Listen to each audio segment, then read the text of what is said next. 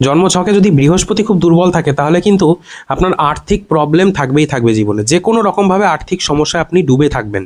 তো এই বৃহস্পতিকে স্ট্রং করার জন্য কিছু নিয়ম রয়েছে। একটা খুব দুর্দান্ত টোটকা, 2026 সালের প্রথম যে বৃহস্পতিবার পড়বে সেই বৃহস্পতিবারে আপনি এটা করতে পারেন। তারপর প্রত্যেক বৃহস্পতিবার চালিয়ে যান, দেখবেন 2026 সালে আর্থিক সমস্যা হবে না। আর এই নিয়মটা কিন্তু প্রমাণিত একটা নিয়ম। কি করতে হবে, একটা মন্ত্র আমি আপনাদেরকে বলছি, এটা কমেন্ট সেকশনে দিয়ে দেবো। ওং গ্রাং গ্রিং গ্রং স গুরুবে নম, এই মন্ত্রটা আমি কমেন্ট সেকশনে লিখে দেবো।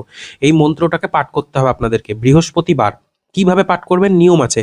পরিষ্কার জায়গায় পূর্ব দিকে মুখ করে বসতে হবে, হলুদ রঙের কাপড় বা আসনের উপর বসতে হবে অবশ্যই। 108 বার এই মন্ত্রটাকে জপ করতে হবে। জপ শেষে 1 মিনিট একটু শান্তশিষ্টভাবে চুপচাপ বসে থাকুন, নীরব মনে থাকুন। দারুণ বৃহস্পতি স্ট্রং হবে।